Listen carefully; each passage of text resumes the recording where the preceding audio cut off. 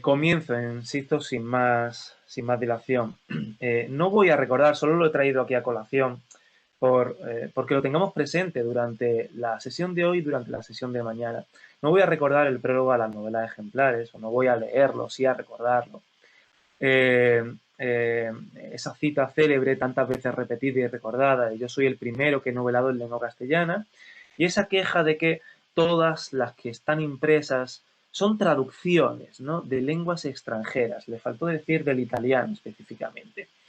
Y además de esta cita que me va a hacer, que me va a servir a mí de encuadre para lo que voy a desarrollar en el curso de la sesión de hoy y en la de mañana, me interesa también que retengamos en la memoria el título, posible título primitivo, título originario, que Cervantes le dio a su colección de novelas, novelas ejemplares de honestísimo entretenimiento. Si fue él o fue el editor Robles quien definitivamente decidió quitarle el complemento y dejar novelas ejemplares, como digamos, como a modo de título, bueno, más eficiente, ¿no?, para recordarlo, me es indiferente quién de los dos fuese. Lo importante es que en los preliminares del texto aparece un título que es más largo y que conjuga la diversión y la utilidad, digamos, desde un punto de vista oración, ¿no? Ejemplar, honestísimo, novela, entretenimiento, que lo conjuga de una forma más, diríamos, compleja, ¿no?, que el título que finalmente ha quedado en la portada de esa obra. Insisto, me interesa este título y me interesa esta cita que ya habéis leído y releído eh, eh, como, como enmarque de la sesión a la que voy a dedicar este tema.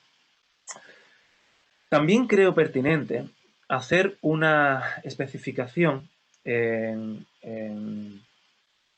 terminológica, una especificación sobre los límites de la definición, de los conceptos con los que vamos a trabajar. ¿Qué es el cuento? ¿Qué es la novela? ¿Se tenían o no se tenían en el siglo de oro claramente diferenciados estas categorías narrativas? Quiero acudir a una serie de definiciones que ha hecho la crítica del cuento y de la novela corta, también para que nos sirva, digamos, de un preliminar teórico, una especie de marco teórico en el que poder trabajar con más comodidad. Por una parte, Maxime Chevalier ha dicho que el cuentecillo es un relato breve. Voy a saltarme cosas, no voy a leer todas las citas literalmente. Por eso he dejado también el PowerPoint, para que lo podáis tranquilamente en casa leer con sosiego, con naturalidad y asimilar todo lo que voy a explicar aquí. Entonces voy a ir puntualizando sobre las partes que he sombreado en negrita. Dice Chevalier que el cuentecillo es un relato breve que suele concluir con una réplica aguda y que está en forma dialogada. En realidad, lo que Chevalier está definiendo aquí es la facecia. La facecia, ese cuentecillo breve que tiene al final una respuesta ingeniosa, aguda, como dice Chevalier en este ejemplo, ¿no?, en esta definición. Es lo que nos encontramos en la jornada sexta del Decameron, por ejemplo, que es una jornada llena de facecias. Es lo que nos encontramos con Domenici, perdón, y es lo que nos encontramos en el cortesano de Castiglione. Fundamentalmente, facecias, ¿no? Este tipo de cuentecillo breve con un final ingenioso, agudo, en forma de respuesta. El propio Chevalier, junto con Camarena, ha definido el cuento folclórico, es decir, el cuento popular, y ha dicho que ese cuento es el cuento que vive en la tradición oral y que continuamente está variando. Y me interesa poner de relieve en este momento esa idea o ese valor de oralidad ligado al cuento, porque Timoneda lo va a recordar en un momento determinado. Y la novela corta, la que conocemos, la de Cervantes, la de todo el siglo XVII, en buena medida va a beber también de toda esa tradición oral. Y esto me interesa particularmente. Cuento folclórico. En otra definición, Pedrosa ha intentado diferenciar entre ese cuento folclórico, cuento popular, y lo que es el cuento literario puramente. Pedrosa nos ha dicho que el cuento es una narración en prosa oral o escrita. Y aquí es donde él establece esa bifurcación entre lo que es un cuento literario, un cuento de autor conocido, que se transmite a través de la escritura, y un cuento folclórico, un cuento tradicional, que es el que se va recreando anónimamente y se transmite de forma oral. Bien, vamos a tener estas definiciones siempre presentes, digo, a lo largo de la sesión de hoy y también de mañana. Y si nos vamos a la definición de la novela corta, he traído también tres definiciones. Por una parte, González de Amezúa, al que aludías ante el profesor Guillermo Carrascón, nos ha dicho que la novela, él la denominó novela cortesana en 1929, novela cortesana, pero en realidad está definiendo la novela corta. Finalmente ha prevalecido más el concepto de novela corta sobre el novela cortesana, que se utiliza mucho menos. Y dice que la novela cortesana, es una rama de la novela de costumbres, una especie de derivación, y que tiene por escenario la corte y las grandes ciudades. Isabel Colón Calderón, hace unos 20 años aproximadamente, definió la novela corta como una narración corta. Fijaos siempre en esa idea de la extensión. Narración corta, que se suele desarrollar una intriga de carácter amoroso, y donde la ciudad, lo decía también Amezúa, donde la ciudad tiene un papel importante. Y me interesa destacar también de la definición de Isabel Colón, esa apostilla final, hunde sus raíces en épocas anteriores. Fijaos que Amezúa decía que la novela cortesana nace a principios del siglo XVII. Lo dice la intermediación de la cita que he escogido. Nace en el siglo XVII. Isabel Colón no se olvida de que, aunque efectivamente su momento de ebullición, su momento de esplendor, el siglo XVII, tiene su raíz en épocas anteriores. Y en esas épocas anteriores también se centra Fradeja el Lebrero, antes recordado por el profesor Guillermo Carrascón, porque hemos publicado, lo digo aquí con el compromiso del propio Guillermo Carrascón y con la colaboración del Departamento de Filología de la Universidad de Turín, hemos publicado en una colección dirigida por los profesores Guillermo Carrascón y Aldo Rufinato, un volumen de José Fradeja el Lebrero dedicado a la novela corta del siglo XVI. Se titula Trayectoria de la novela corta en el siglo XVI. Bien, de ahí saco esta cita. Él hace una equivalencia entre novela corta y novela. Novela corta y novela. Y vuelve a aludir a la extensión, dice que es un relato breve. Isabel Colón hablaba de narración corta, que suele hundir sus raíces, utiliza la misma expresión, en las formas primitivas de la narración. Cuento, ejemplo, anécdota, y además pone en la cabecera de la tradición de la novela corta a Boccaccio.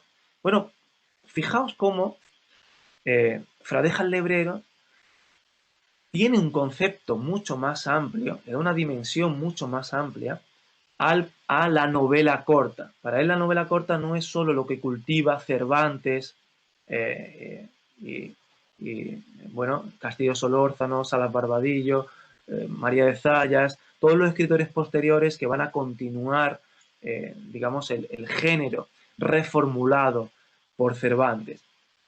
Entonces, para él también la novela corta tiene ese sentido, un género íntimamente ligado al de la novela, género, digamos, apadrinado por Cervantes.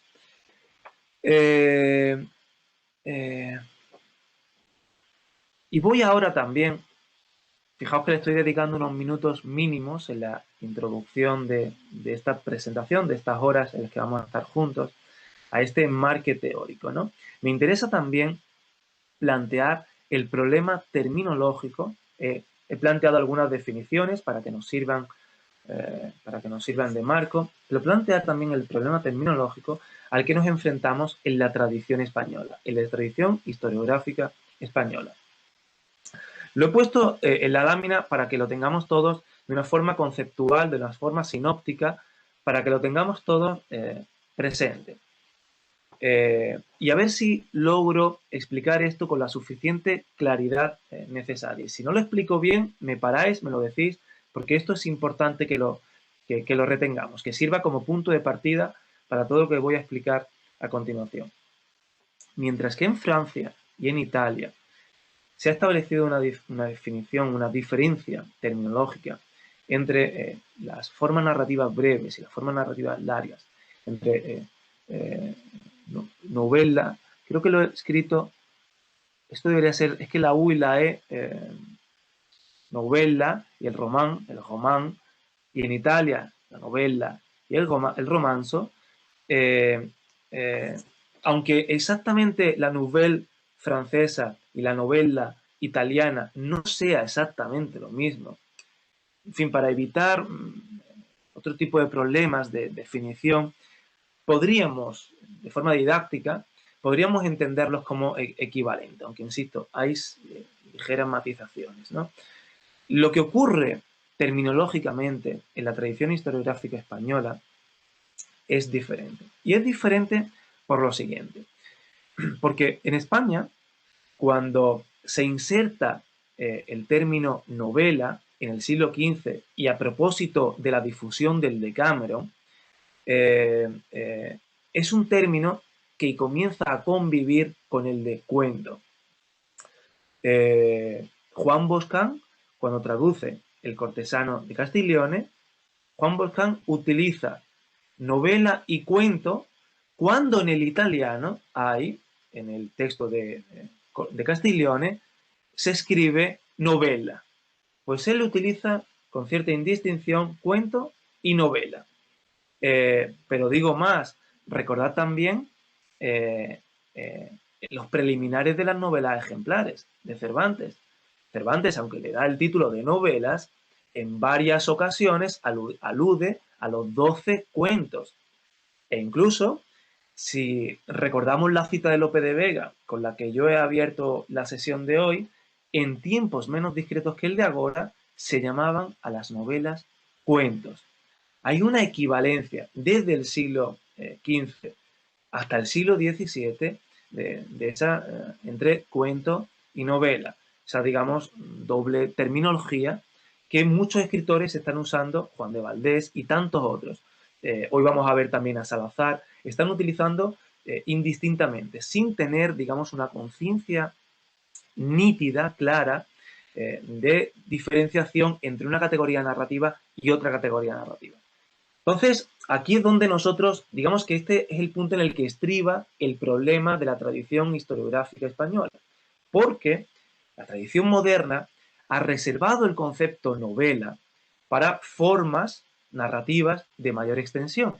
Y hemos hablado de novela, y hablamos de novela picaresca, de novela pastoril, de novela sentimental, etc.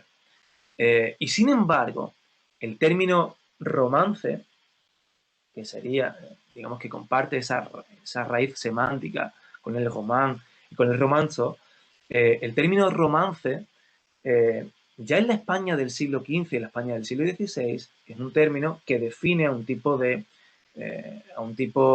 de composición en verso con una forma estrófica muy determinada. Y en el siglo XVI los romanceros, las colecciones de romances, como ya sabéis, tuvieron mucho apogeo. Entonces, aunque se ha intentado aplicar el término romance a lo que hoy conocemos como novela, novela de caballerías, y se ha hablado de romance de caballerías, romance pastoril, precisamente por esa duplicidad a la que me estoy refiriendo. El romance es una forma en verso, no ha tenido éxito hablar de romance pastoril o de romance de caballerías. Recordad, solo por hacer una apreciación más, lo que hoy conocemos como novelas, El Quijote es una novela, La Diana de Montemayor es una novela para nosotros, para nuestros contemporáneos. En el libro eran, o sea, en En la época, en el siglo XVI, eran libros. Libros de caballerías, libros de pastores, libros de pícaros. Entonces, si hoy nosotros le hemos aplicado el término, el concepto novela a esos libros de, necesitamos utilizar un matiz diferenciador para lo que Cervantes denominó novelas, o lo que María de Zayas denominó novelas. Porque para ellos eran novelas, ni cortas ni largas, novelas. Pero nosotros, por la problemática que he intentado explicar brevemente, hemos necesitado ponerle ese apellido, novela corta, novela corta. Entonces, el cuento, digamos que son formas narrativas más ligadas a la oralidad, a lo tradicional, la novela, formas extensivas breves, el romance, forma poética, y la novela corta, ese género, digamos, que Cervantes introduce o reformula, refunde a partir del siglo XVII. Y para que pongamos un ejemplo práctico de, en fin, entremos en materia y a ver si esto nos suscita también cierto interés. Para que pongamos un ejemplo práctico de hasta qué punto estas categorías narrativas que hoy más o menos nos sirven desde un punto de vista conceptual o didáctico para fijar los límites entre unas categorías y otras categorías, me gustaría que echásemos un vistazo al siglo XV, al siglo XVI, para entender que no se tenían tan claras las diferenciaciones narratológicas. Y pongo un ejemplo, el isopete historiado. Me podría extender mucho en este ejemplo porque es interesantísimo, pero se me va el tiempo y tengo que ser breve. He preparado mucho material para muy poco tiempo, ¿no? El isopete historiado. Este libro, en una edición facsímil que tengo aquí conmigo, que os estoy mostrando en la pantalla. Bueno, este libro de fábulas, un libro fabulístico, y también evidentemente un libro fabuloso y que os animo a leer porque además lo podéis descargar de internet, hay ediciones digitales modernas. Este libro, cuando abrimos su índice, nos encontramos con toda una serie de relatos que propiamente encajan con lo que es la fábula tradicional. He puesto aquí algunos títulos: Los dos ratones, El cordero y el lobo, la raposa y el simio. Podría seguir partiendo del índice que os muestro en pantalla. Y sin embargo, cuando llegamos al final, se concentran en la última parte del volumen. Encontramos otros textos que difícilmente nosotros, conociendo lo que es una fábula y sabiendo qué personajes la protagonizan, entenderíamos como fábulas propiamente. Y los títulos son los siguientes. He puesto solo algunos: La vieja que engañaba a la mujer casta con la perrilla, El ciego y el adolescente adúltero, La mujer y el marido encerrado en el palomar. Difícilmente, en fin, yo podría hacer muchos comentarios y algunos muy picantes sobre estos textos, pero difícilmente podemos entender, como lectores avezados, como lectores experimentados que somos en la literatura fabulística, que estos textos, estas narraciones son fábulas. Lo que ha ocurrido con esta colección de fábulas que provenía de la Edad Media, con la colección de fábulas de Esopo, por eso se llama el isopete o esopete, hay una fluctuación vocálica, isopete, esopete, historiado, en forma de historia. Lo que ha ocurrido es que en su viaje por el tiempo y fundamentalmente, y esto es lo que más me interesa en este momento, en su viaje por las imprentas, en su viaje por manos de los editores y de los impresores. El isopete historiado ha sido un libro recreado, aumentado, corregido, y se le han añadido narraciones que no son propiamente fábulas. Son narraciones que provienen de Poggio Bracciolini, fundamentalmente, y que se transmitían, ya sabéis que las escribió en latín, y que se transmitían en forma manuscrita. Bien, pues de esta colección de fábulas, se hace una primera edición en Alemania, en las últimas décadas del siglo XV, una edición bilingüe, latina y alemana. Se traduce al francés y se traduce al español. Entonces, la edición española de 1482 es la primera de la que tenemos constancia.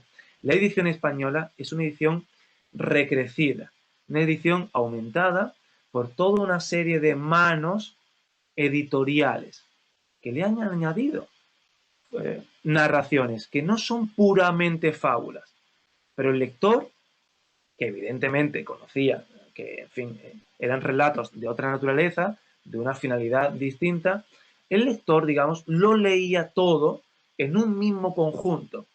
Digamos, facecias con un tono erótico bastante subido, como las de Bracciolini, o junto con las fábulas. A esa indefinición narrativa o esa convivencia de categorías narrativas es a la que yo quería aludir hoy. Y esto era habitual en el siglo... no me voy a extender mucho porque para mí es un tema que me interesa mucho, pero esto era habitual. Recordemos, por ejemplo, una obra como que conocéis todos, que probablemente hayáis leído, como El Lazarillo de Tormes. El Lazarillo de Tormes, que contiene una serie de episodios que se pueden leer como narraciones dependientes unas de otras. El Lazarillo de Tormes, en el año 55, en una de sus reediciones, fue ampliado con algunas anécdotas. Fue ampliado. Anécdotas que proceden también de la tradición folclórica. Entonces, yo quiero remarcar mucho cómo los editores y los impresores en ocasiones eran quienes promovían, en muchas ocasiones, quienes promovían los productos editoriales, quienes los configuraban y quienes de alguna forma se implicaron en la renovación de la narrativa breve. Y a finales del siglo me va a interesar en estas sesiones insistir también en que los traductores se suman a esa renovación de la narrativa breve. Con lo cual, esta idea me interesa mucho, cómo impresores, editores y traductores se implican en la renovación de la narrativa y conjugan narraciones de diversa naturaleza que hoy nosotros categorizamos como obras distintas, obras de condición diferente, un alcance diferente, pero que en la época se leían de una forma conjunta, convivían todas estas fórmulas, ¿no? Bien, después de hacer las definiciones y de plantear el problema terminológico y de consumir una media hora de clase, esperaba mucho menos, vamos a entrar en algunas fórmulas de la narrativa breve. No voy a explicarlas todas, pero sí algunas que muy especialmente me interesan porque se ligan con Cervantes y con la nueva novela, la voy a denominar así, la nueva novela del siglo XVII. Vamos a entrar, si me responde el PowerPoint, vamos a entrar en el género de lo que se ha denominado y lo que hoy conocemos como la literatura caballeresca breve. Voy a intentar ser lo más sintético posible para ajustarme al tiempo que tengo disponible. A finales del siglo XV y sobre todo muy a principios de los primeros 20 años del siglo XVI, me disculpáis que se me está acabando la batería y voy a enchufar un segundo. Ya. A finales del siglo XV y a principios del siglo XVI, más o menos en unos 30 años, las imprentas españolas son abundantes de una serie de obras que comparten unos elementos comunes. Lo hemos denominado hoy literatura caballeresca breve. El corpus no es demasiado extenso. Estamos hablando en total de una veintena de obras. He puesto en el PowerPoint unas cuantas. Probablemente las más conocidas, ¿no? Las más leídas. Flores y Blancaflor, Enrique Fidoliva, La doncella de Teodor, Roberto Diablos, etc. En total, quienes han estudiado bien este corpus, Consolación Baranda, Víctor Infantes, más o menos lo han reducido a una veintena de obras. Que, insisto, se enmarcan en esos 30 años, desde la última década del siglo XV hasta los primeros 20 años del siglo XVI, y que tiene un esplendor, que conoce un momento de esplendor verdaderamente extraordinario. Y no es que se agote en 1520 la difusión de estos pequeños libros de caballerías.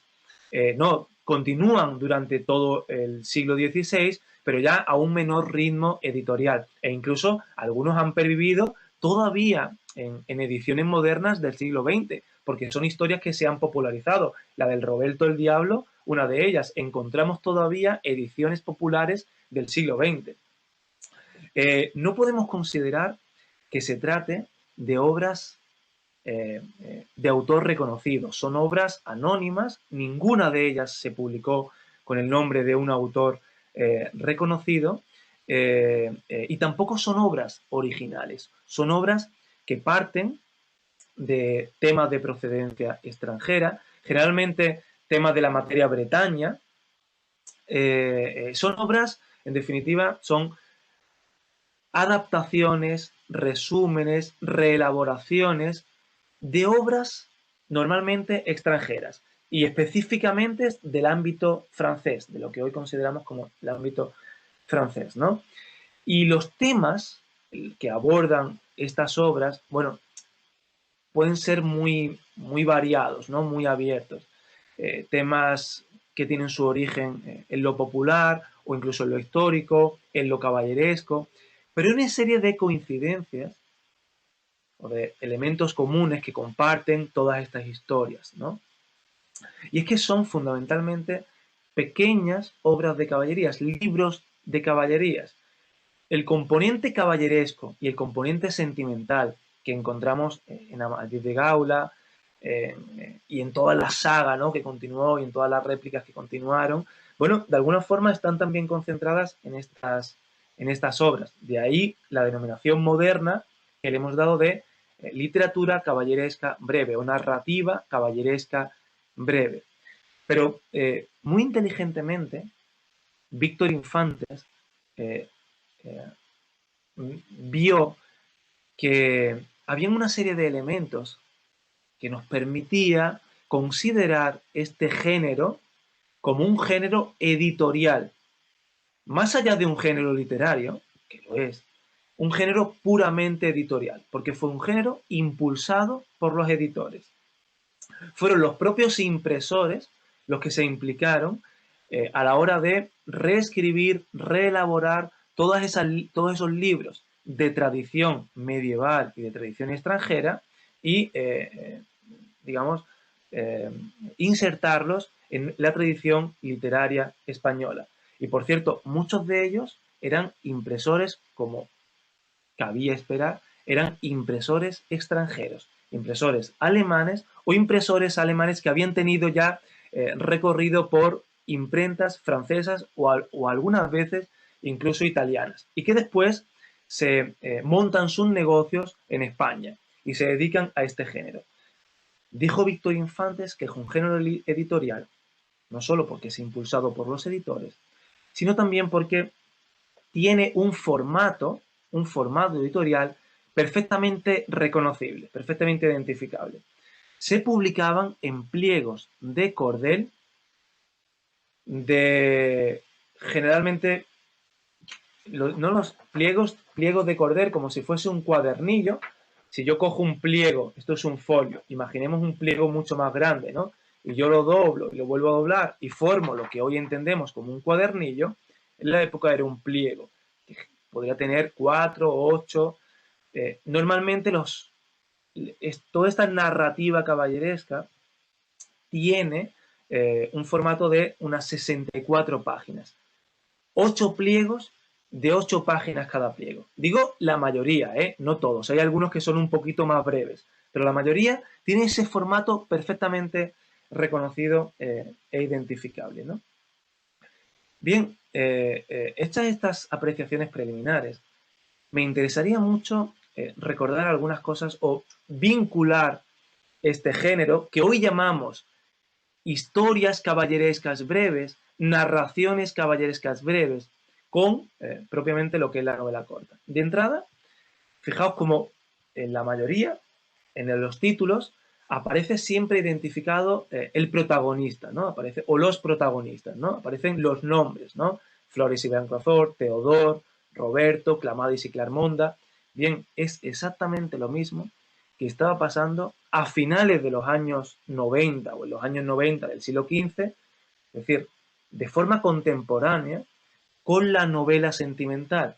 Encontramos novelas sentimentales con los títulos Tratado de Amores de Arnalte y Lucenda, de Diego de San Pedro, o la historia de Grisel y Mirabella, de Juan de Flores. Es decir, los impresores, los editores están intentando poner en contacto este género editorial, estas narraciones caballerescas, con fórmulas narrativas emparentadas. En este caso, la novela sentimental. Y lo está haciendo desde sus propios títulos.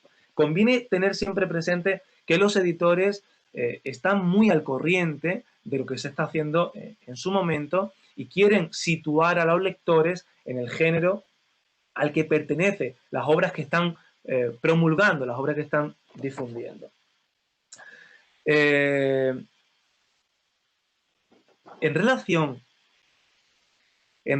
a estas historias caballerescas o narraciones caballerescas y a la novela corta, me interesa sacar a colación una cita de Luna Mariscal, de una estudiosa moderna, una estudiosa contemporánea. Fijaos el planteamiento que nos hace, fijaos la reflexión que nos invita a que hagamos. Dice Luna Mariscal, si el exemplum de raigambre medieval y el cuento han sido considerados como una de las tradiciones aceptada, rechazada o recreada en la novela corta, perdonadme, pero hago un inciso. Recordad las definiciones de novela corta que antes hacíamos de Fradeja el Lebrero y de Isabel Colón. Hunde sus raíces en épocas anteriores. Tengámoslos presentes ahora. Es decir, si el exemplo y el cuento han sido considerados como parte de la tradición que llega a la novela corta, y fijaos en la pregunta de ahora, ¿por qué entonces pasar por alto e ignorar la tradición novelesca breve? Se refiere a la literatura caballeresca breve, de lo que hemos estado hablando en estos minutos anteriores.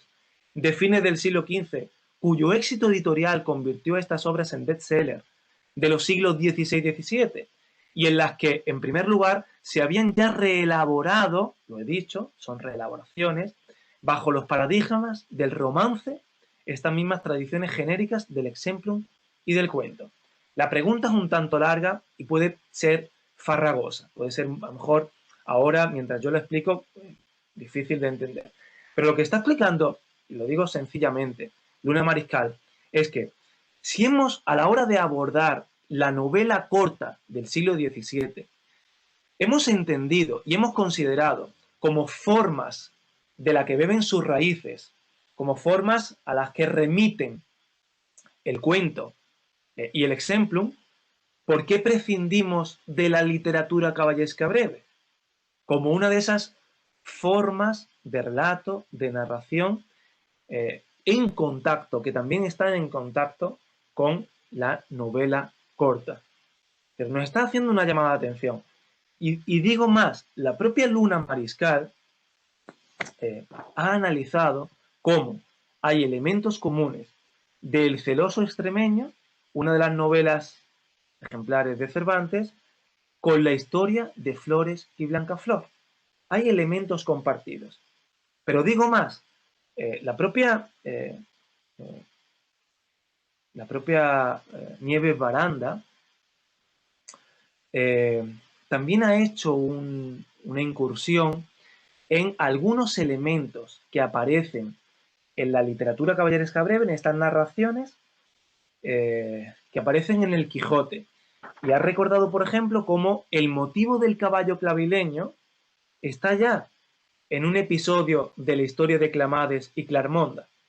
Cómo el bálsamo de Fierabras está en Carlomagno, otro de los títulos de esa veintena de obras a las que antes me refería.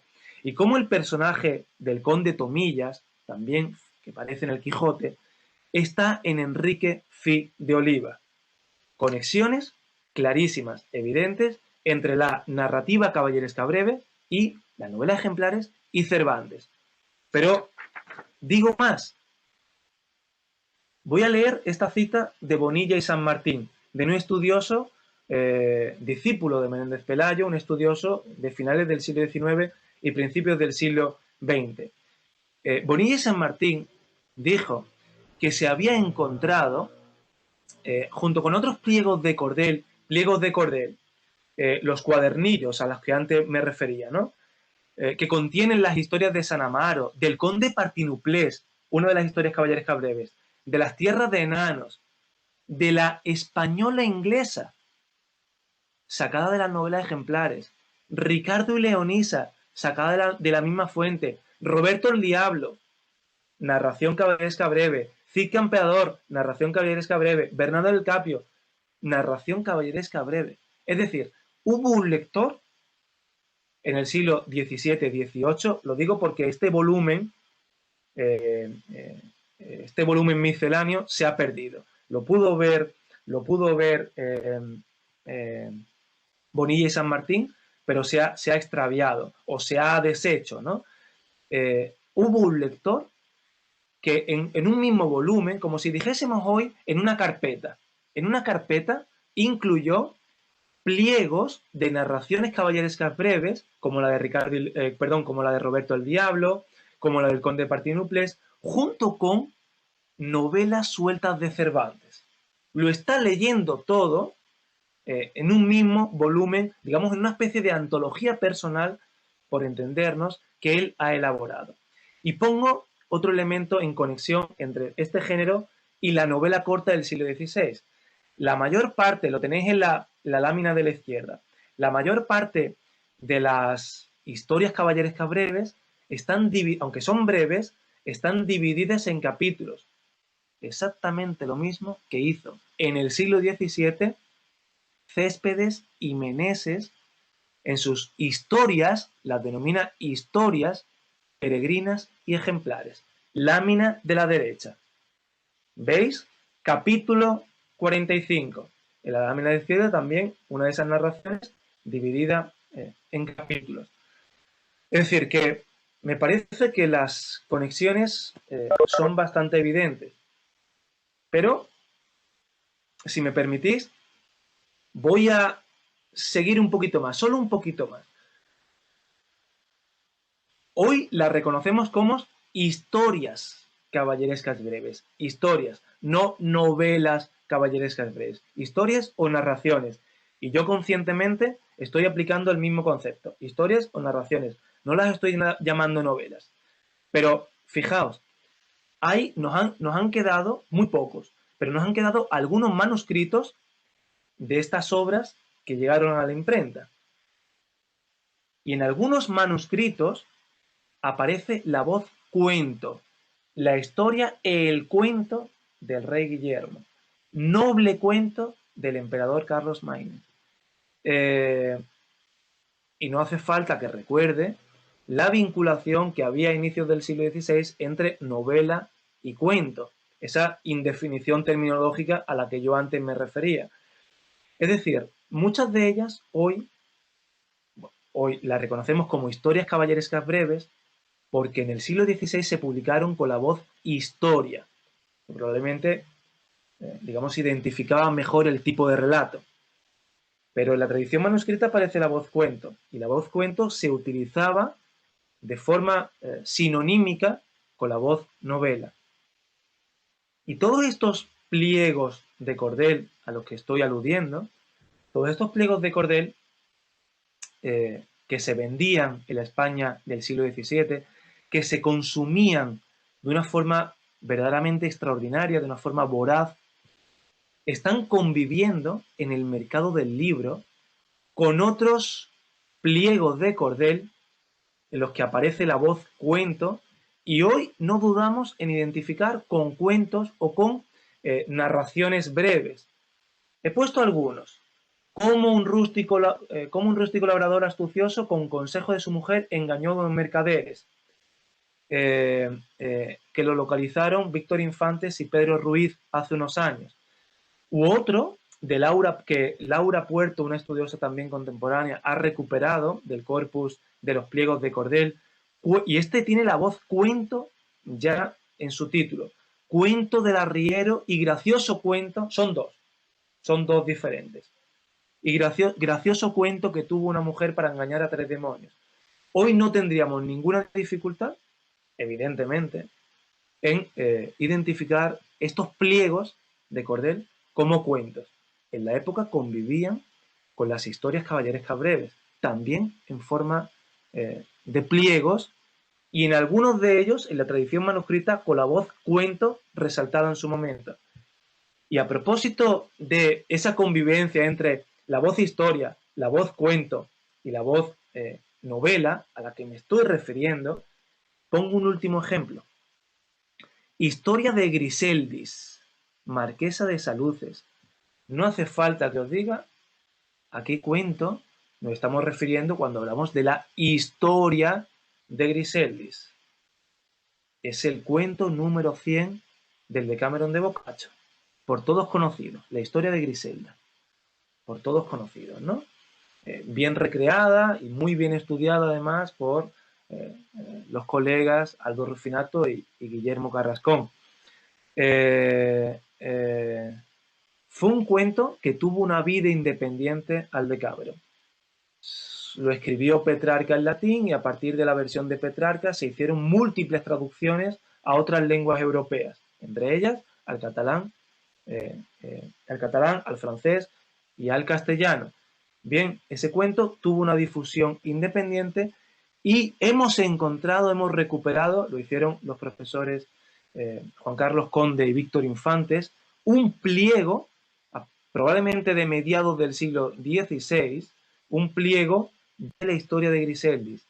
Es un cuento que también está conviviendo con el resto de cuentos. Se ha editado modernamente, se editó en una colección precisamente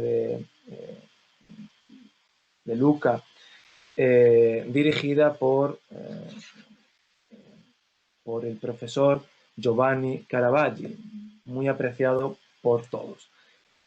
He tratado de poner aquí en convivencia pliegos de cordel que clarísimamente identificamos con cuentos, con otros pliegos de cordel a los que le hemos dado el nombre de historias.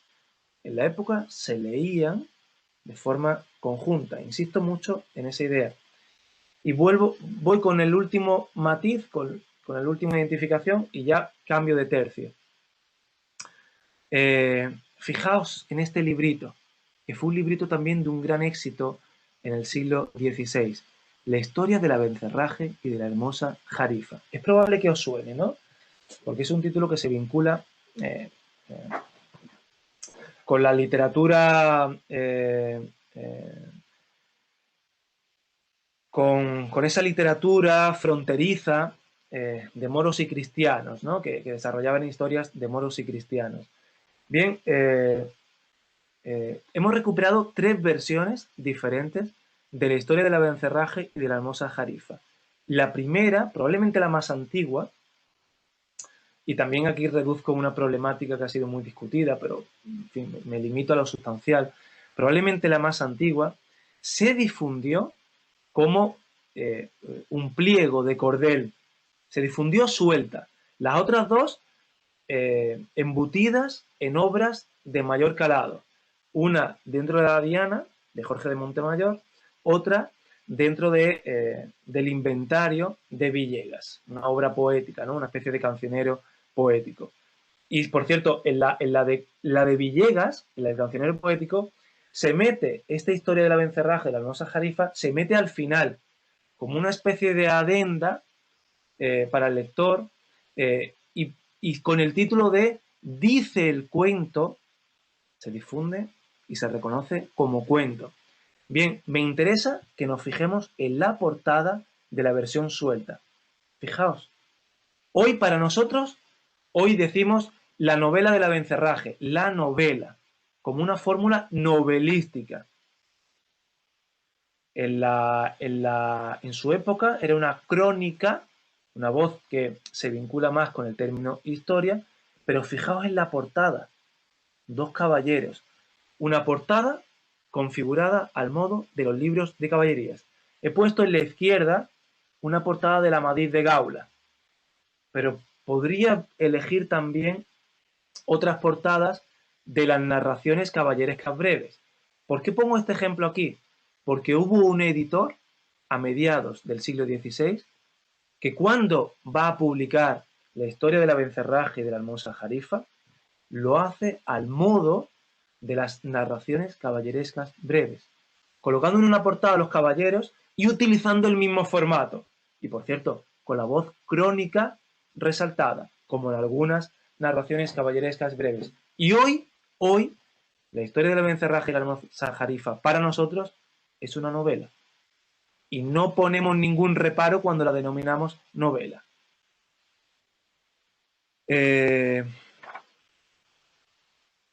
Voy a pasar por esta cuestión muy rápidamente, pero es importante. Es la cuestión del Decameron. Mirad, si el año que viene nos volvemos a ver, o el próximo año, los profesores Guillermo y Consolata son muy generosos y siempre tienen a bien, en fin, contar con mi participación y a mí me gusta hablar de estas cuestiones. Podría dedicarle algunos minutos más al Decameron. Hoy lo voy a reducir todo muchísimo y si alguien quiere decir algo en mi contra, que se ponga en contacto con mis abogados. Hoy no puedo decir más. Solo voy a comentar un par de cosas. Que el Decameron, en la traducción castellana del siglo XV, lo hemos conservado en 2 testimonios. Uno en manuscrito, y fijaos, solo tiene 50 cuentos y están desordenados. He puesto ahí para que lo veáis sinópticamente. Aparecen. Ese es el Decameron que en ese testimonio manuscrito, en ese códice, leyeron algunos en el siglo XV. Y me voy a la versión más difundida, a un impreso que se publicó en Sevilla en 1496. Fijaos el orden en el que se publicaron los cuentos. La primera jornada prácticamente está entera, pero no en el orden que le dio Boccaccio. Pero a partir de ahí, echadle un vistazo. Mirad cómo está ordenado ese Decameron que se publica en 1496. Es el Decameron castellano. Es, digamos, lo voy a decir un poco de forma provocativa. Es nuestro Decameron. El Decameron de los españoles. Es un Decameron diferente. Y es un Decameron que además tiene otras muchas particularidades, muchísimas. La más flagrante, la más llamativa, es el desorden de los cuentos. Pero después tienen muchas particularidades más. He señalado aquí algunas de ellas. Hay un cuento que no está, el 9.5. Hay otro cuento que no es de Boccaccio. La voz del autor, la que aparece en el proemio, en el preámbulo a la 4ª jornada y en la conclusión, la voz del autor no está en ese impreso de 1496. Las novelas no están configuradas dentro de jornadas, jornada primera, jornada segunda, sino que tienen todas un numeral correlativo del 1 al 100. En fin, el final de un cuento, del cuento 67, no es el final de Boccaccio, es un final apócrifo inventado. He resumido aquí mucho unas cuantas particularidades, probablemente las más llamativas. Tienen muchísimas más, pero este es el Decameron, ojo, que se leyó en España del siglo XVI. También se leyó, cuidado, no quiero decir lo contrario, también se leyó el Decameron en italiano. Efectivamente, había ediciones que circulaban en España del Decameron en italiano, pero fundamentalmente el Decameron que más se leyó fue esta versión a la que me estoy refiriendo ahora, ¿no? Podría hablar sobre esto unas cuantas horas, no me extiendo más. Solo quiero decir que ese Decameron de 1496 se reeditó en los años 24, 39, 43 y 50. Fijaos cómo muchas de las reediciones tienen lugar en los últimos 10 o 12 años de esa primera mitad del siglo XVI. Precisamente justo después de que, fijaos al final de la cita, de que Juan Boscán, al que aludí antes, tradujese El cortesano de Castiglione. He puesto, es una errata, me disculpáis, Castiglione. Y Juan Boscán lo que hace, lo sabéis todos, es elogiar, ponderar los cuentos del Decameron, ¿no? Y lo tenéis, alguna que otra vez le pone algún matiz, algún pero. Aquí veis como en la cita que he elegido, que no voy a leer, que es una cita que conocéis, cómo resalta esa, diríamos, ¿cómo decirlo? Resalta ese elemento cómico que tienen los cuentos.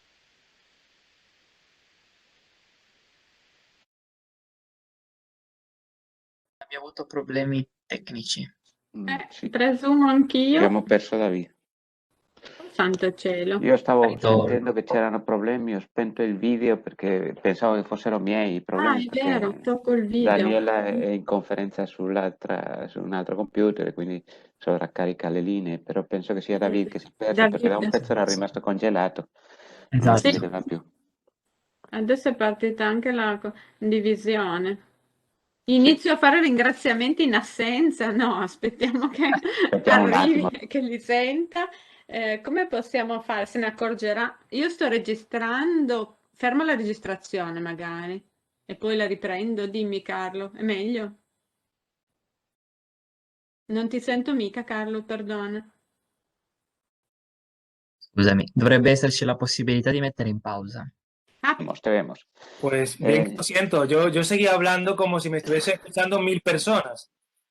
Me lo he imaginado, David, por eso te manda enseguida un WhatsApp, tú calcula, mira a ver el momento en el que has recibido un WhatsApp, ahí es cuando se ha caído la conexión. Pues, si por favor, si me decís en qué momento, yo es que no sé en qué momento, ¿cuánto habéis dejado de escucharme? ¿En qué Claro, momento? ¿Qué estaba explicando? yo creo, a ver, vuelve a compartir la presentación. Voy. Yo creo, estaba hablando de Carlo, sbaglio io, stava parlando ancora del Decameron spagnolo, Sì, del Decameron. dell'ordine sparso delle novelle Delle lì, novelle, del entonces Decameron, cómo era el Decameron de que habíamos Sevilla. leído nosotros los españoles y tal. O sea, que he debido estar como unos 10 minutos hablando solo. sí, Sí. lo sentimos mucho. O sea, qué tristeza, qué tristeza. Vabbè, son las Sí, es las inevitable. emociones de la directa. Es inevitable, es inevitable. Entonces, pues fijaos por dónde iba ya, por la lámina 21, a punto de terminar, y ahora me tengo que... O sea, esto lo habéis visto, esta lámina. Creo que era la anterior. Sí. No, era esta, ¿verdad? Era esta. No, era esta, sí, era Y esta. esta, y esta. Era Y esta también. esta. Sí, también. Sí, y, a ver, y bueno, y entonces, que bueno, básicamente que en España se leyó un Decamerón diferente, con muchas particularidades que no tiene el Decamerón italiano. ¿Esta me seguís con esta? No, esta No. ya es nueva. Esta ya es para mí. nueva. Bueno, Ok. vuelvo lo voy a intentar hacer lo más rápido posible, pero para que no se pierda lo que estaba, a ver si me deja ahora, lo que estaba explicando. Y si logro abrir esto, es que no me deja ahora sí, a ver. Vale, bueno. Sí, para que vea yo a alguien, ¿no? Sí, decía, retomo, siento este intermedio, lo siento, de verdad que yo seguía hablando con total naturalidad. Voy a intentar agilizar un poco más para que no, pero decía que el Decameron, ese Decameron que se publica en 1496, se reedita en España en los años 24, 39, 43 y 50. Y fue el Decameron que se leyó fundamentalmente en España del siglo XVI, junto con algunas ediciones del Decameron italiano que evidentemente también circularon. Me paso la cita de Boscan, que antes sí, lo que decía con Boscan es que fijaos cómo muchas de las reediciones surgen a partir de la traducción que hace Boscan del Cortesano de Castiglione, donde una obra en la que Boccaccio, digamos, es ponderado, ¿no? Vuelvo sobre... A ver si me responde. Ahora se va a poner todos los elementos en mi contra. Ahora sí. ¿Qué me interesa del Decameron? Me interesa deciros que el Decameron es prohibido. Eso es algo que sabéis, con lo cual puedo ir un poco más rápido. El Decameron es prohibido en el índice firmado por el Papa, el índice romano firmado por el Papa en 1559, y unos meses más tarde en el índice de Valdés firmado en el mes de junio, julio del año 59, solo unos meses más tarde. Decía yo antes que tanto el índice romano, que tiene, digamos, que tiene entidad para toda la cristiandad, y en el índice español y en otros índices locales, índices portugueses, índices italianos, el Decameron se está prohibiendo. La lectura completa del Decameron se está prohibiendo y en esos años no se puede reeditar el Decameron. Pero si el índice de Valdés fue un elemento de control ideológico, de represión contra el libro de Felipe II, que acababa de llegar al trono español en el año 56, nos tenemos que remitir a una pragmática, la pragmática del año 58. Y estas citas que tengo aquí en la lámina son importantes, porque en esas pragmáticas se dicen que en España se están vendiendo muchos libros traídos de fuera, extranjeros, de materias vanas, deshonestas y de mal ejemplo. De materias vanas, deshonestas y de mal ejemplo. Y dice que anima a la gente que tenga o que descubra a otras personas que tengan libros de doctrinas falsas, de materias deshonestas y de mal ejemplo, otra vez con las materias deshonestas y de mal ejemplo. Los animan a que los denuncien a otros, o si los tienen ellos mismos, que esos libros los entreguen al Santo Oficio, a la Inquisición, para que acaben con ellos. Deshonestas y de mal ejemplo. Recordad, por favor, el título primitivo, el título original de la colección de Boccaccio, perdón, la colección de Cervantes. Novelas ejemplares, no de mal ejemplo, sino todo lo contrario, y de honestísimo entretenimiento, honestísimo, no deshonestas, sino todo lo contrario. Es decir, ahí, en esta terminología con la que está en la pragmática del año 58, que se publica y que leen todos los impresores, que leen todos los editores y que evidentemente están leyendo también los autores, los escritores. En esa pragmática tenemos la terminología exacta a la que se van a acoger todos los escritores posteriores. Normalmente para despegarse de esas materias deshonestas y de mal ejemplo. Y antes de que se publique, voy a pasar una lámina y vuelvo a la anterior. Antes de que se publique el siguiente índice de libros prohibidos en España, el que firma Quiroga en los años 83 y 84, donde se permite leer el Decamerón, se permite leerlo si es expurgado a partir de la edición que se hace en Italia en el año 73, una edición enmendada, una edición corregida. Digo que en el índice de Quiroga se permite siempre que sea a partir de la edición del 73, nunca de una edición anterior. Pero el Decameron no se vuelve a reeditar en España. No se vuelve a traducir en España hasta el siglo XIX. La causa tendrá relación con lo que mañana voy a explicar, con la llegada de los Noverielli, de Straparola, de Bandello, de Cinzio, de Guicciardini, etc. Pero vuelvo a la lámina anterior. Antes de que se publique ese índice de Quiroga en el año 83-84, que introduce como novedad los libros expurgados, recordad el Lazarillo de Tormes. El Lazarillo de Tormes fue prohibido en el índice del 59, pero permitido en este índice siempre a través de la versión expurgada. Vuelvo atrás. Se publica un dictamen. No, perdón, disculpadme. Es que ya quiero ir muy rápido y me estoy trastabillando. No se publica un dictamen. Se redacta un dictamen. Pero ese dictamen nunca es publicado. Pero se nos ha conservado manuscrito. Un dictamen sobre la prohibición. Y la persona que redacta ese dictamen, probablemente Jerónimo de Zurita, ¿qué dice? Dice que los libros que tengan elocuencia, ingenio y que puedan enriquecer el estilo, aunque traten de cosas poco honestas o de cosas de amores, no se deben prohibir. Y pone como ejemplo a Petrarca, a Bembo y a Boccaccio, 3 escritores italianos. Y reconoce que ellos son hombres sabios y honestos. Y particularmente sobre las novelas de Boccaccio, dice que tiene algunas muy deshonestas. Otra vez, deshonestas. Pero que si esas novelas se expurgan, la mayoría son ingeniosísimas y muy elocuentes. Es decir, como se dice en español, rompe una lanza a favor del Decameron. Intenta favorecer la difusión del Decameron, el autor de este dictamen.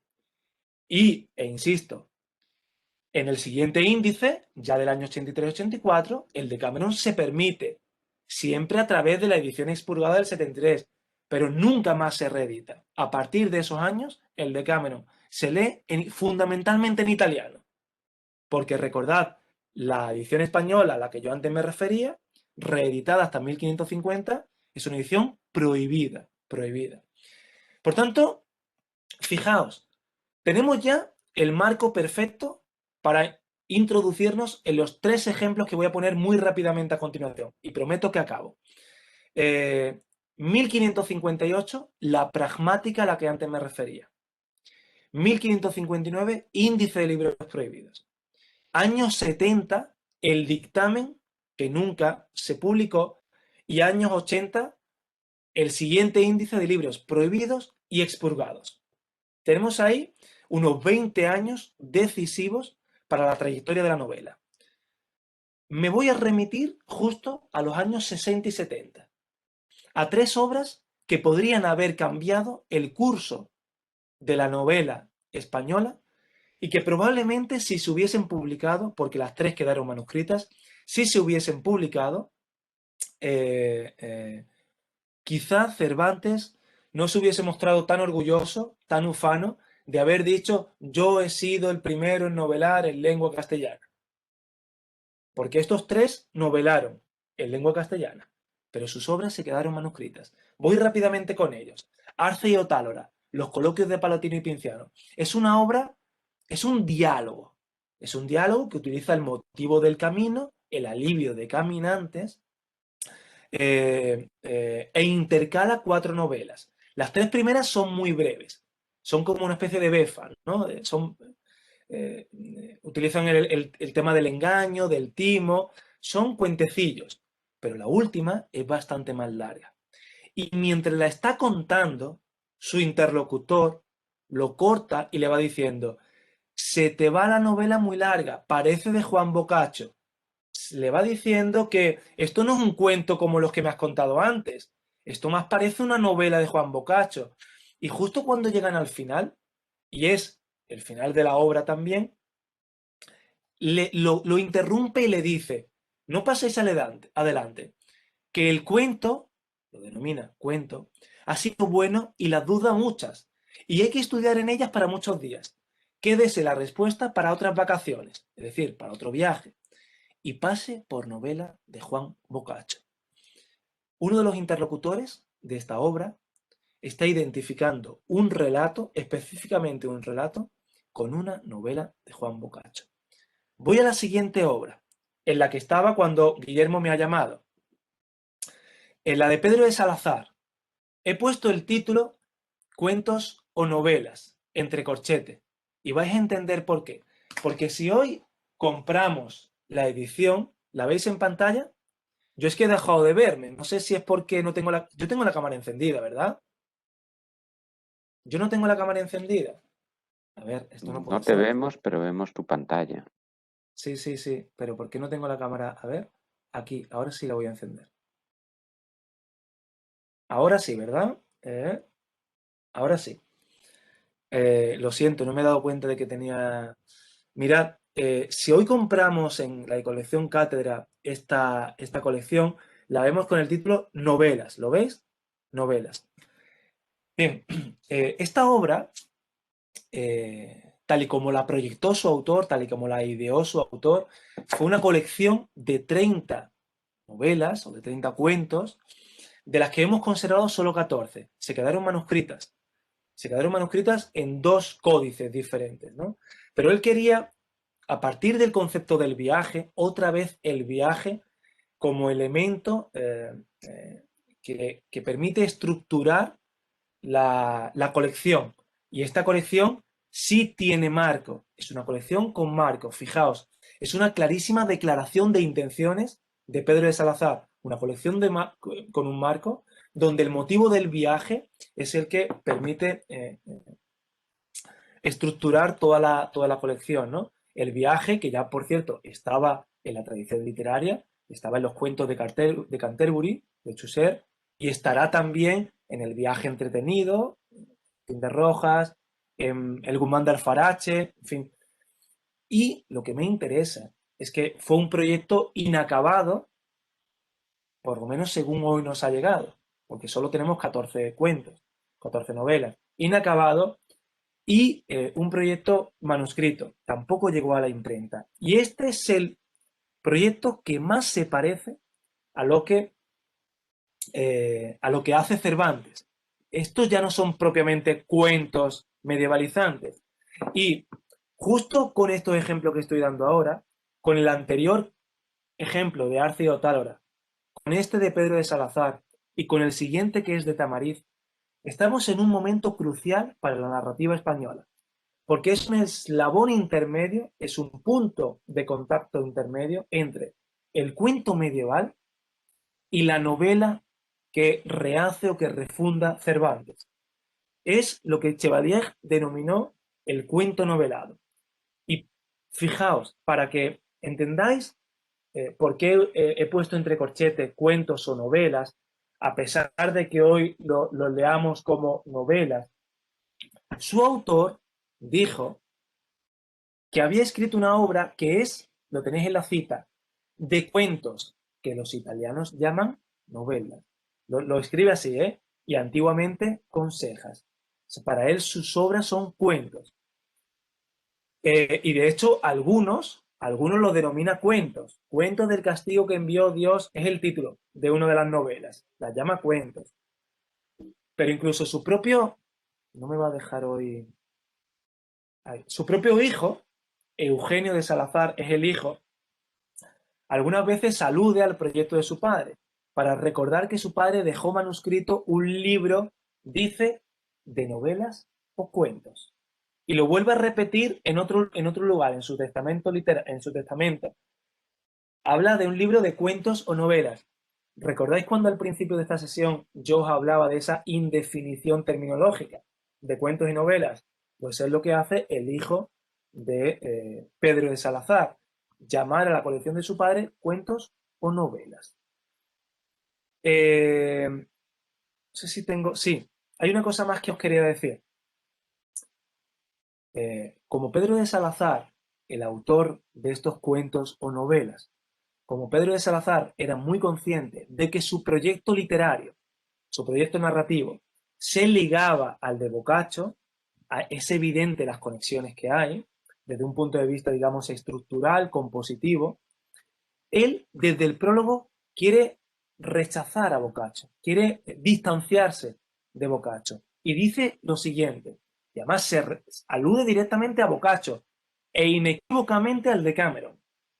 En muchas ocasiones, Boccaccio excedió los límites de otra vez, la palabra dichosa, honestidad, los cuales con cuidado yo he procurado no traspasar.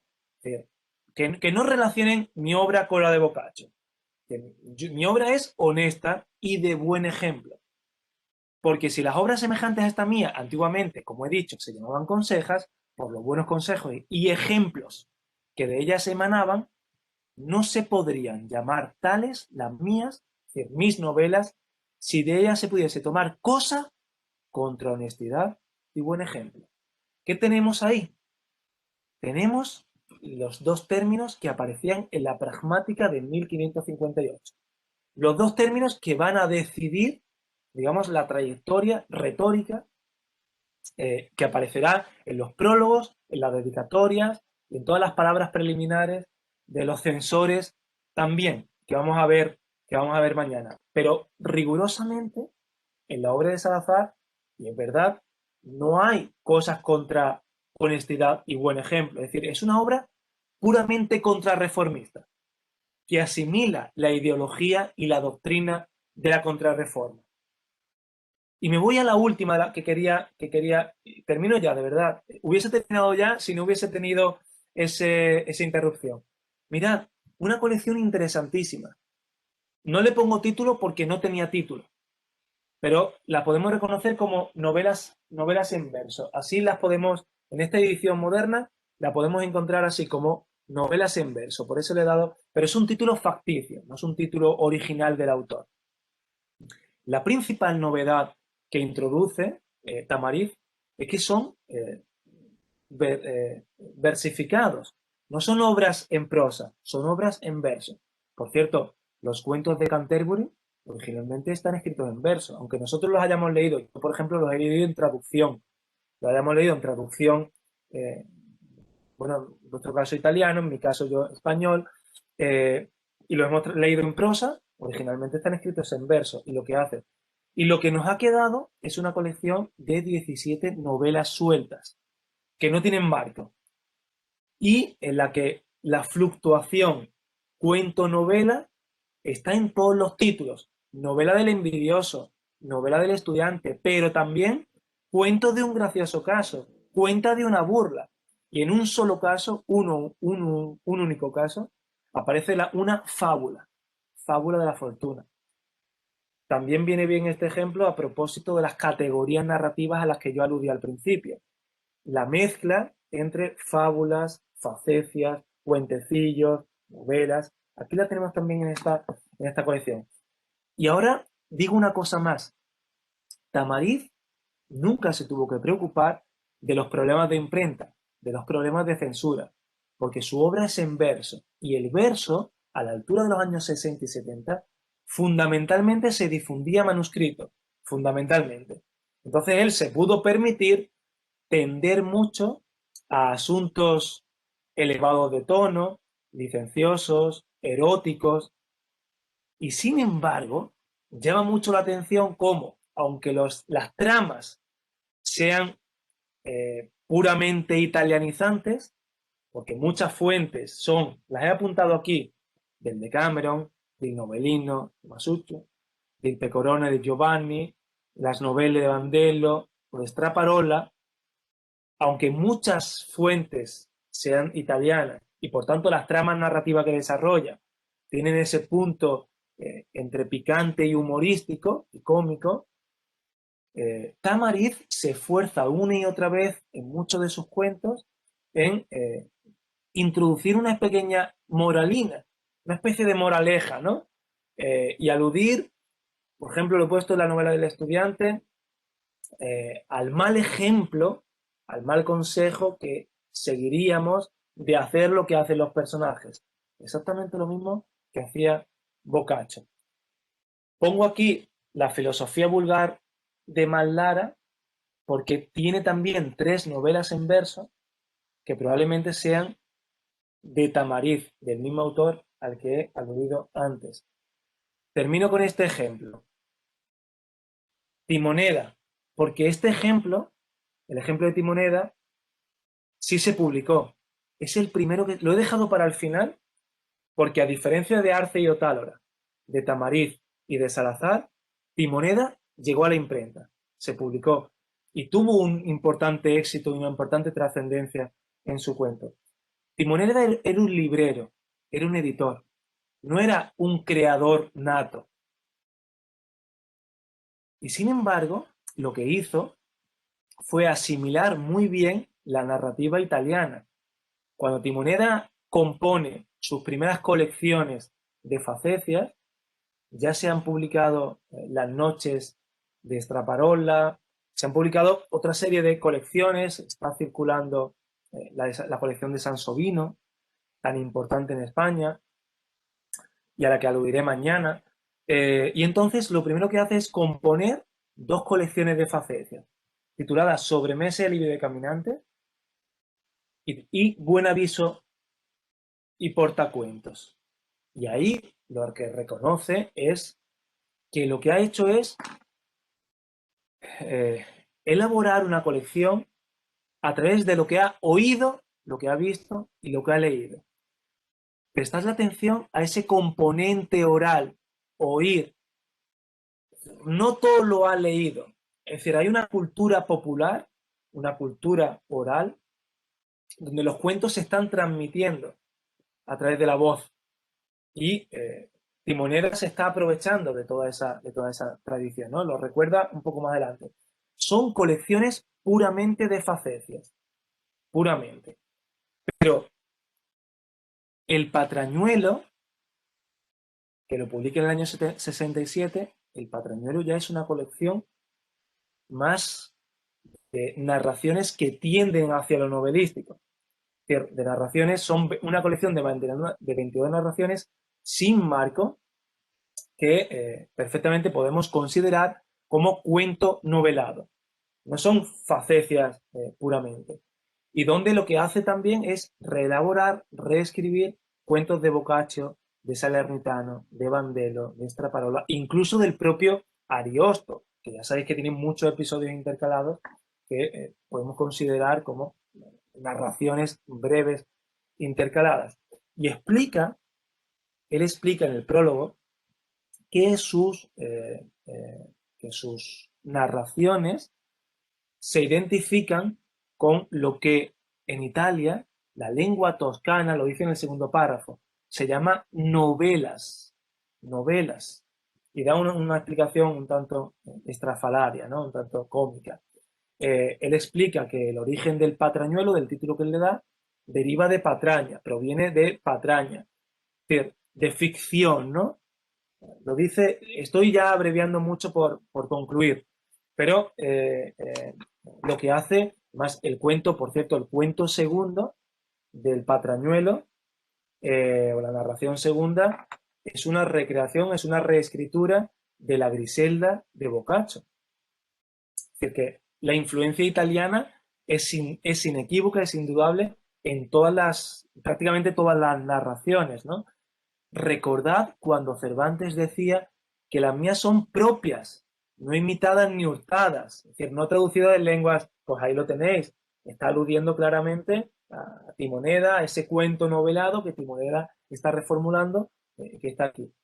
1567, las obras de Arcio Tálora, de Tamariz y de Salazar son coetáneas a las obras de Timoneda, de este autor. Y en el año 75, 1575, se publica por vez primera El Conde Lucanor. Termino ya, cierro y lo dejamos ya para mañana. 1575, El Conde Lucanor. Yo creo que El Conde Lucanor os suena, ¿verdad? Os suena es la colección coetánea del Decameron, una colección coetánea del Decameron, y es la colección de cuentos medievales más importante de la tradición, de nuestra tradición castellana. La más importante de la Edad Media española, el Conde Lucanor. Pues el Conde Lucanor no se publica en el siglo XV. Fijaos, os hago solamente, os propongo una mínima reflexión. Sé que ya es muy tarde y he terminado después de lo que yo quería, pero os permito, recordad ahora la difusión manuscrita que tuvo el Decameron, la difusión espectacular impresa que tuvo el Decameron, desde que la imprenta nace, desde los años 70 del siglo XV, ahí están las primeras ediciones, probablemente napolitanas, del Decameron, hasta que es prohibido y después de 1573, a partir de la edición censurada de los Deputati. El Decameron es incesantemente publicado y reeditado en Italia y traducido a todas las lenguas europeas. La colección que en España, digamos, es más importante en nuestra Edad Media, el Conde Lucanor, tenemos 5 manuscritos conservados, 5 del Decameron, solo entre los siglos XIV y XV, prácticamente 60, solo entre los siglos XIV y XV. Del Conde Lucanor, 5. Y no hay ninguna edición anterior a la de 1575. Ninguna. Por cierto, y solo una reedición posterior, en el año 42. Solo una. No tenemos más reediciones. ¿Por qué no? ¿Por qué esta colección de cuentos medievalizantes no tiene fortuna en 1575? A ver si me respondo. por esto, porque llega la edad dorada de los novellieri, porque llega la traducción que se hace de Straparola y porque inmediatamente a continuación llegan otras traducciones de las que ya hablaremos mañana. Siento que, de verdad, pido perdón. Mañana voy a ser mucho más concreto con el tiempo y si no hay problemas de conexión terminaremos antes. Pero mañana retomo justo a partir de esta lámina y arranco desde los novellieri en adelante para que entendamos cómo los novellieri frenan las ediciones de Timoneda, que su patrañuelo se había reeditado en numerosas ocasiones, se deja de editar, y el Conde Lucanor, que se edita por primera vez en España, no se vuelve a reeditar hasta el siglo XVII. Hasta el siglo XVII. Por cierto, y Boccaccio tampoco, el de Cameron tampoco. Es decir, los novellieri, de una manera u otra, directa o indirectamente, influyen sobre sobre el frenazo, sobre la paralización de ediciones de Timoneda, del Conde Lucanor y también del propio de Cameron. Flaco favor le hicieron los continuadores de Boccaccio a su obra mayor. Pido perdón y me callo.